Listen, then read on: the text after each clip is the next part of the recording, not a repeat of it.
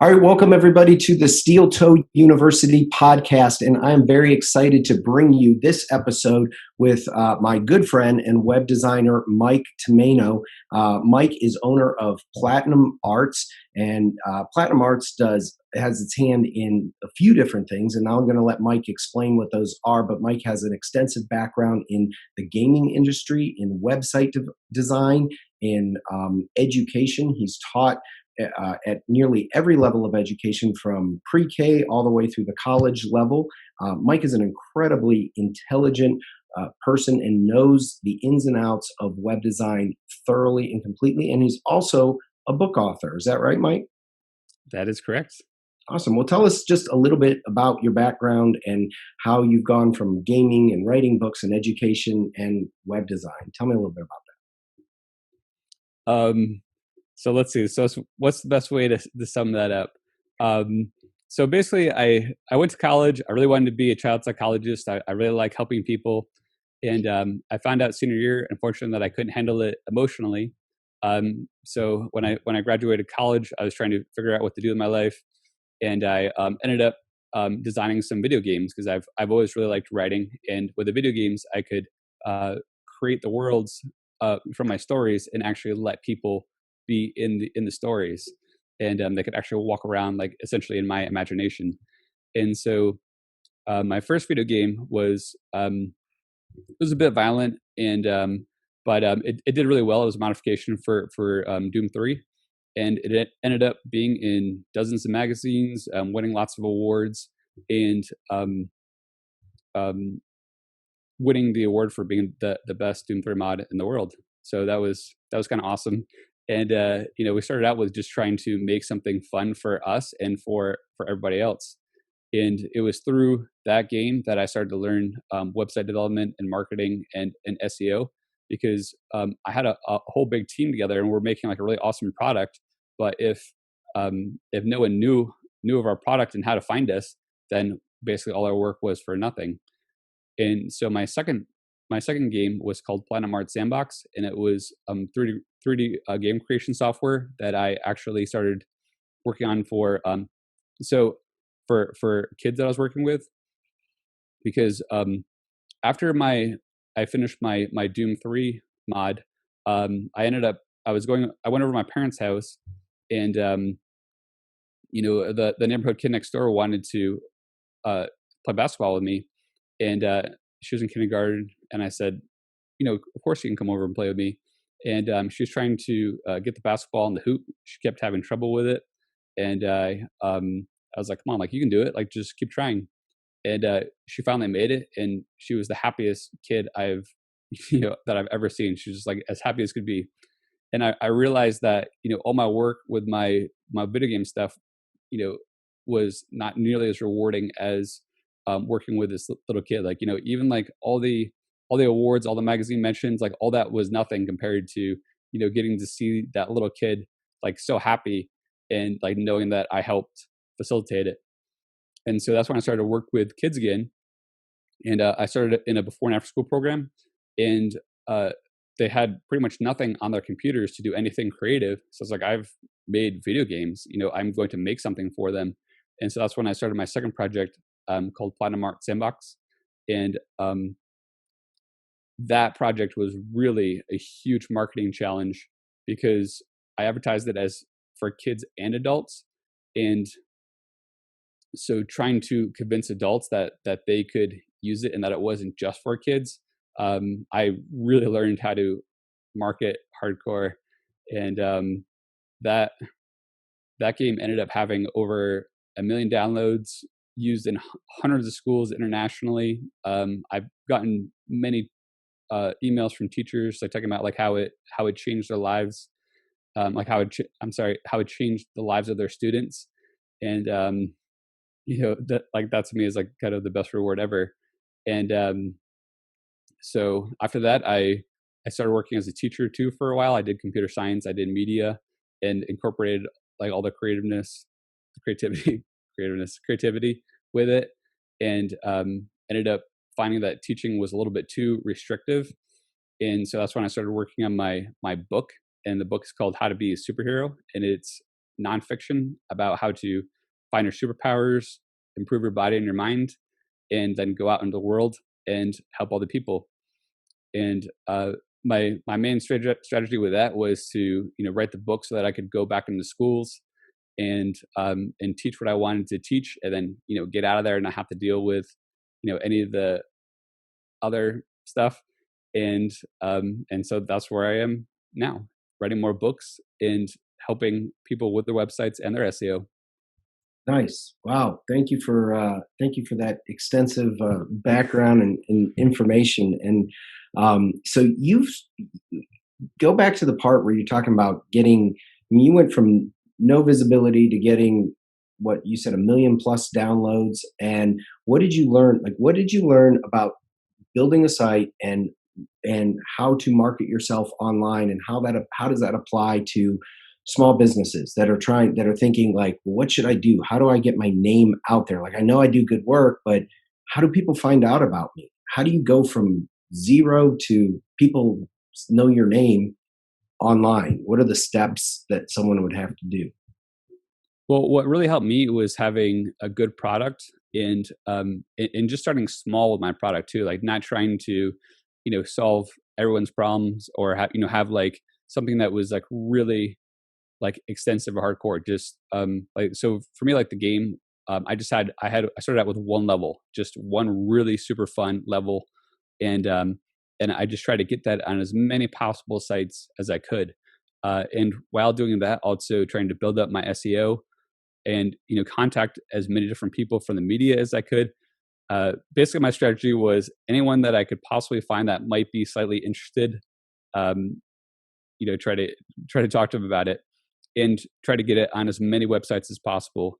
I There was even a Doom 3 site that hadn't been updated in a year, and so I tracked the guy down all the way to IRC. I don't know if you guys are familiar with IRC, but it's an old chat client, and I actually got him to update his site, um, just for the release of my Doom 3 mod. When the site had been dead for a while.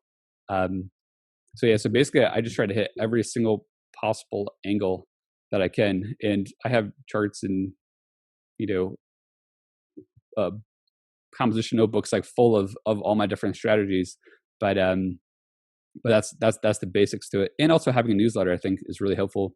But yeah, like the SEO, making sure that Google can find it, getting your link on as many pages as possible, talking to as many people as possible, getting onto as many podcasts as you can, and media presentations, magazines, just getting yourself out there. It's not easy either. It's a lot of work, but I think it's worth it.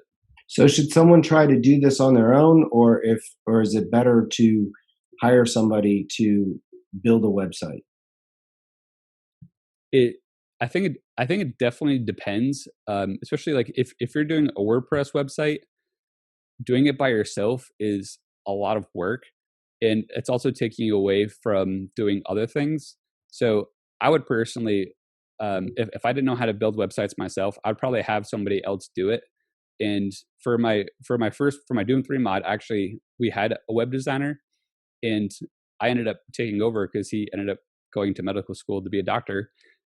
But it was really helpful to have him be able to do that, because web pages are a lot more work than people realize. And so being able to have somebody else just do that, and I could focus on other aspects of the project. I think that's the way to go. Yeah, when I remember when I started off, there was a website builder, like an I don't know, software where you can sort of copy these elements and put them in check boxes and drop down lists. And I think that there's still probably they probably still exist, but from my experience, WordPress was always the way to go. And my experience is limited to my world, but I've looked at it long enough to know that like every time I've tried to play with something other than WordPress, it regardless of how it looks, if it doesn't attract and reach into Google organically, and there's a lot of that talk about, Google and organic ranking versus paid ranking.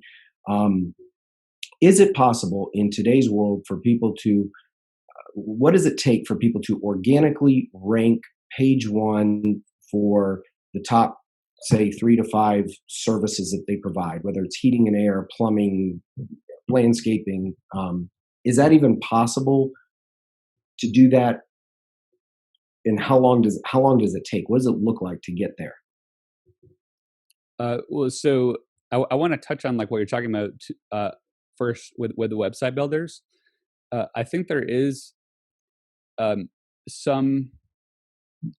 Well, there's definitely appeal to them. I think the big problem with them is that you end up running into walls where you like it limits how much you can customize it, and this includes your ability to do the on-site SEO, because SEO has quite a bit. So SEO, we're talking about search engine optimization, which is trying to get on the first page of Google, and so we have there's many different elements to it, but main ones are having your on-site SEO, which means using language that's related to your website and how you want Google to pick it up. Like, so for you, I'd want Saros landscaping to come up, so I need to make sure that on your website Saros landscaping appears, because if not, then Google doesn't know to rank it. And that sounds pretty basic, but you'd be surprised at how many sites don't do that. Um, and it's important too to you can do that through the images. You can do it. You can do it through the text, through the titles, through the description. All that is important. Um, and then we have the offsite SEO, and that is trying to get your website on as many quality websites as possible. And so you can definitely do it. It is possible to get on the first page. It's very, very time consuming and very tedious if you're planning on doing it yourself, especially if you're trying to go beyond a local level. But it is definitely possible. Well, I would think that if you're going to do it yourself, you might as well. You're probably going to need the skills of a web designer. So some people are naturally inclined to study that and maybe like their thing, and they want to do that. But for a lot of people, they just want their phone to ring. And there's a lot of talk and discussion that I hear about what's the best way to advertise. The people that are doing yard signs and mailbox hangers and flyers and um, um, mailings and Facebook advertising and all these different ways. And what I usually come down to is, yes, all that is good and branding yourself is good, but if you don't have at, at a foundation a really solid website, that's one thing that you should absolutely strive toward and put budget and put dollars towards. Because if you've been in business for 3 to 5 years and your website is not converting, which means it's not making your phone ring, you've got to put the money and energy into that.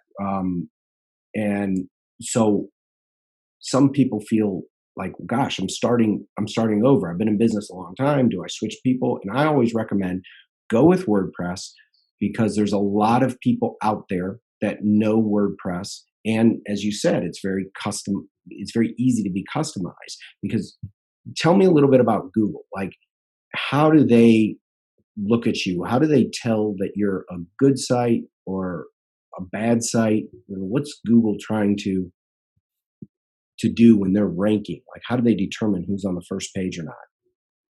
So basically, Google wants to um, be the best help it can be, provide the best quality information for the people that are doing the Google searches. And so that's why it goes through all the different links and tries to see like what is the most relevant site for the keywords that people are researching. And so they've actually updated the algorithms too. So like if people that just spam their links on different websites, sometimes like you see people like posting like spamming like links in a in forums or whatever, that actually brings your SEO down, because that's called black hat SEO. And like Google does not appreciate it. Like Google wants quality links, um, and yeah, so that's what Google is looking for. Like relevant and quality.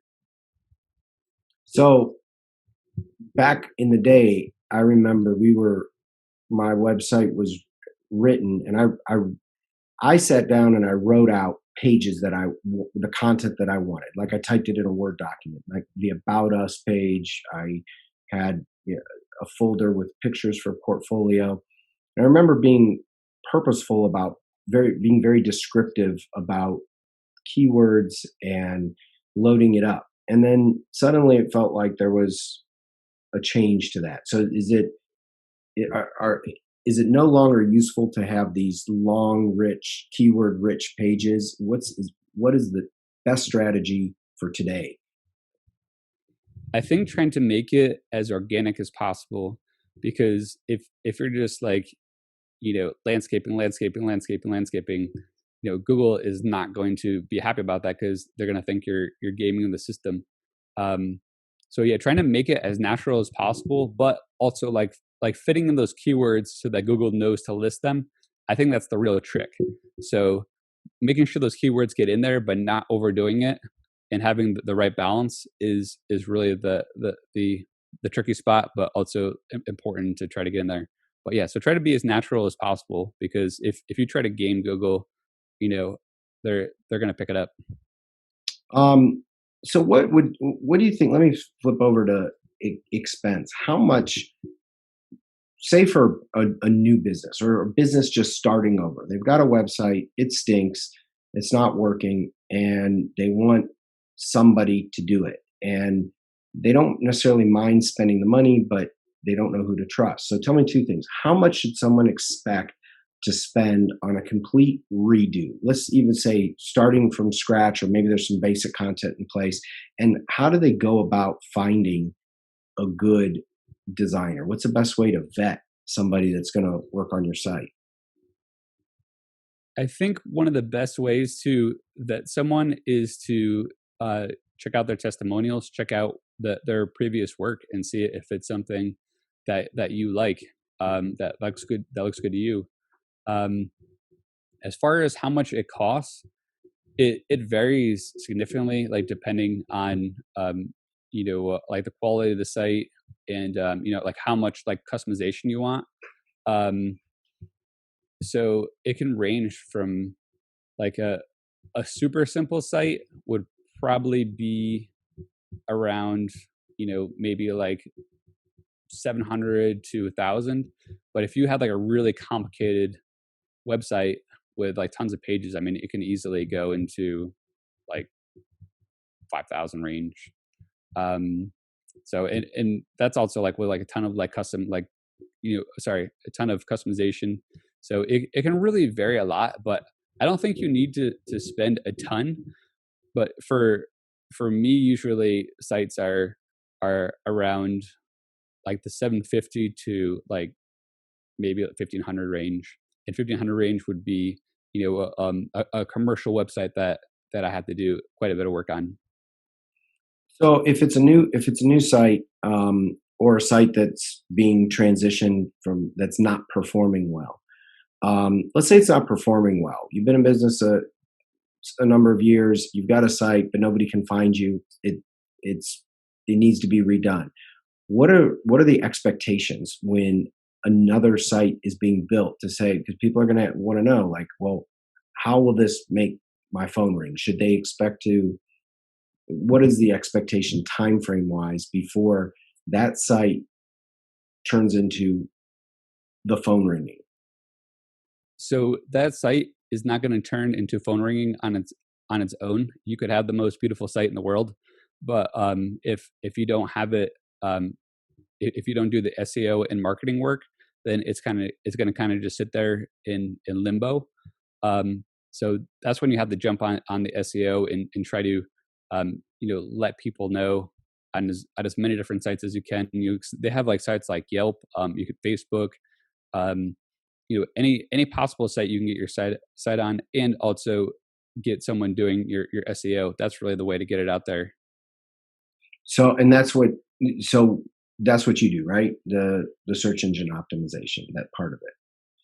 And and how does that how does that work, in terms of not that you need to know, I need to know every detail, but how does that, how, when you're optimizing a website, do you, is there a back end that measures views or analytics? I guess that's my question, is how do you measure that it's progressing or delivering or improving?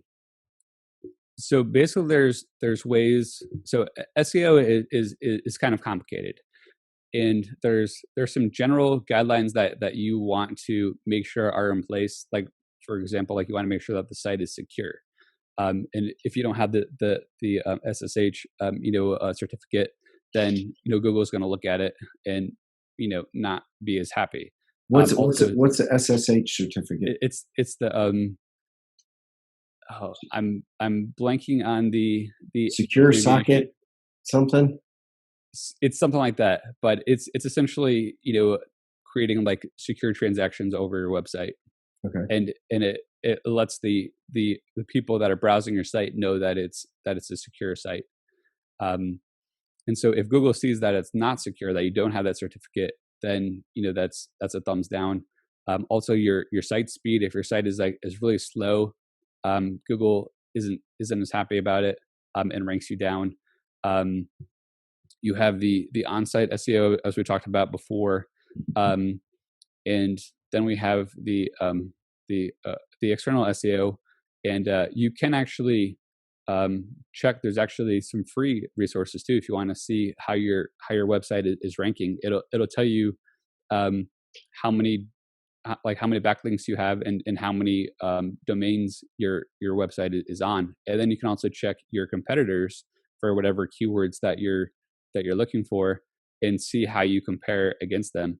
And so if another site has a significant amount of backlinks over you, then they're going to rank higher than you.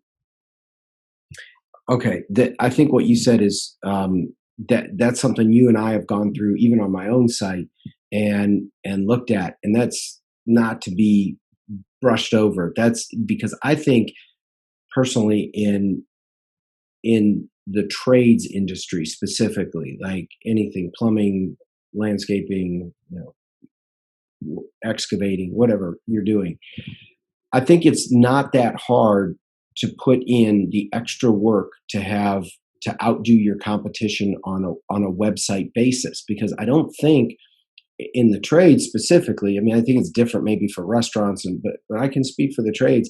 I don't think that I think everyone is kind of behind their game. I mean, there's usually in any given market one or two people that are really owning it and they're on top of it, and you look and they're doing great, and then everybody else, because there's just thousands of people running businesses like each other, but there's only a few that seem to be on top. So it seems to me that without a whole lot of effort, and in my mentality, my thinking is pay the right person to just do it, and then measure it as it goes along. And I've looked at my own site and the work that you've done. By the way, Mike's done a substantial amount of work on my own site and has done a killer job, and we're talking about it all the time. So I'm really, really proud of my site and the work Mike's done on it. But we're always looking at when we've added a service like artificial turf. Like, you got right in there. I don't know everything that you did, but tell me what that was like. How did you look at what was out there already, and how'd you get us to page one and so many of the results? Well, the main thing was seeing what your competitors were doing and what the leaders, for those search engine results were doing, and make sure I did it better. And that's that's basically the main thing that I try to focus on. And one thing that I did too, and my favorite way of doing things is look at, let's say, like your top four competitors for search rankings, and do everything that each one of them is doing, so that you have the combination of all four of them, versus like just going like head to head with maybe one of them. You actually have you know the combination of all four competitors, so you're just ranked that much higher than all of them. What about AdWords? How do you feel about spending money on AdWords? I've always done things organically. um I've I've always been a little bit against doing ads. I'm not sure it's necessarily a bad thing if you're actually if you're getting more income versus how much you're spending, then that seems worth it to me. Um, just personally for my own products, I've always just liked to do the marketing myself, but that's also what I like to do. So for some that might not have as much time, um, to do that kind of thing, or that interest, the ads might be helpful. But I do think that generic SEO is better because once you run out of money too for the ads or whatever, um, then you've lost all of it. Like there's no gain from it. But if you're boosting your SEO, if you're building your backlinks, that's there to stay. And it can help you with your future keywords, because that's actually what helped you with the artificial turf. Like all the work that I did to boost your landscaping keywords actually boosted your artificial turf. And now you're on the second page for Atlanta artificial turf, which is actually an extremely competitive group of keywords. So it just shows how like building all the SEO is actually incredibly important and really helps you on all your different areas.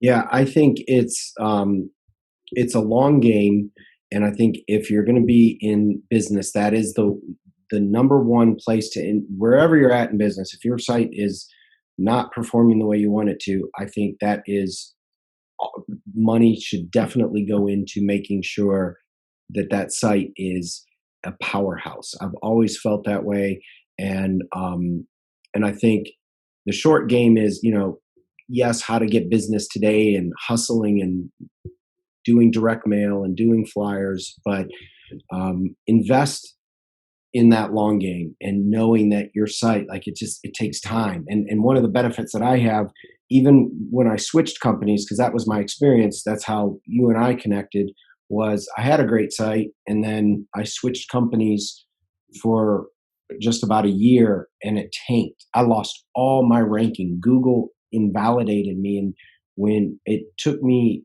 probably 6 months to just realize, I just looked and I was like, wow, my phone hasn't been ringing.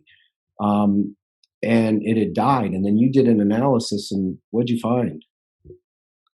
Um, just essentially that well, first of all, your site needed some on-site SEO work.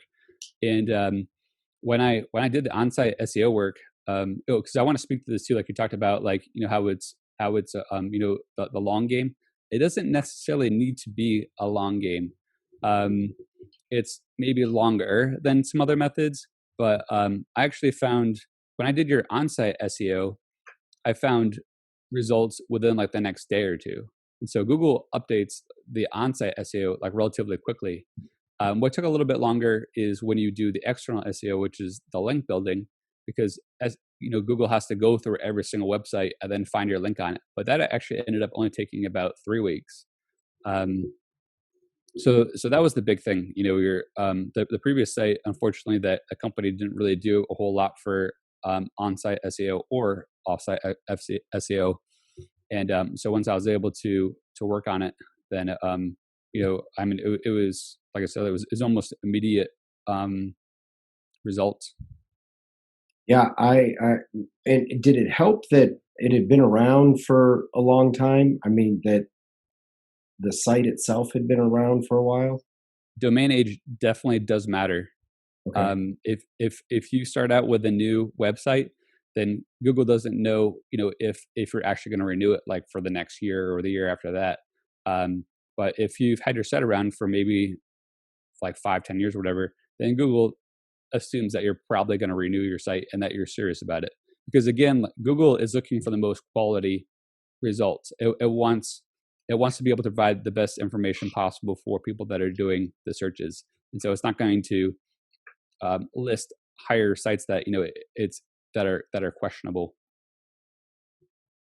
So, what anything else that somebody listening to this might want to take into account where they're at, like if they want to do a an analysis of their own site, is there any tool out there online that they can put in their site and measure things like their page speed or broken links, or can they do that on their own, or just should they get some help with that?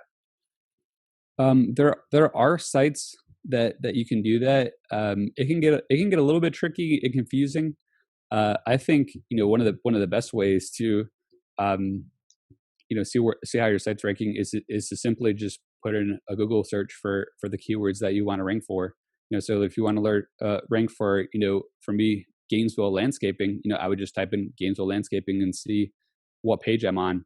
Because I really think that that Google and Google rankings is really the way to go, because I know for me, like if I ever need to like find information, I'm like on my phone, like typing in Google, like movie tickets or whatever, and like it's kind of people's go to. If I needed landscaping services, I'd put in Gainesville landscaping. Um, so that's why I think it's so important to target it. Yeah. So, last question that I'll ask you is, tell me about the relationship, and what I've noticed is this relationship between um, Google My Business, Google Analytics, AdWords, like these. It seems like Google's just sucked me into all these different logins and accounts that are necessary to talk to each other, and if one's not completely developed, it seems like it makes you fill out these profiles and build that. So what has come about with that and Google My Business specifically? So Google definitely can be confusing.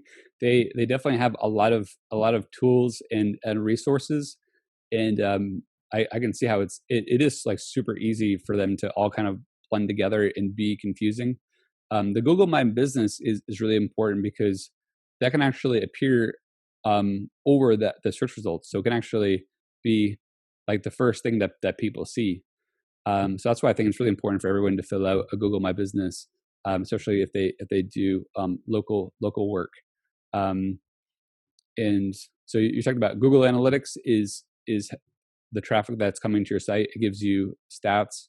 Then you have the Google results, um, and then you talked about the Google AdWords. And so the Google AdWords, that's for when you want to have paid ads in the Google search results. So sometimes, like when you're doing a Google result, or sorry, a Google search, and you see, you know, you see a link for a site and it has ad before it. Those are the Google ads. Yeah, I think I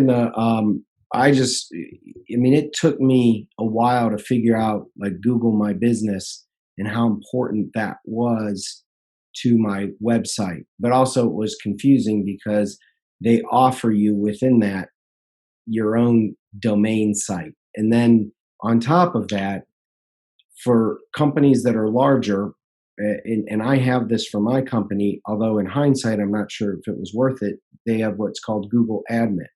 So there's a like an admin console. So my domain is I don't know exactly how it works, but I have permissions that I can set up users for my at Saris Landscaping extension, all run by Google. Do you know about that? And I don't even know why I have it, but it seemed like at one point it was a good idea, but I'm sort of stuck with it. So Google owns my domain, if that makes sense, I think. Oh, so actually, for you, GoDaddy owns your domain. Um, Okay.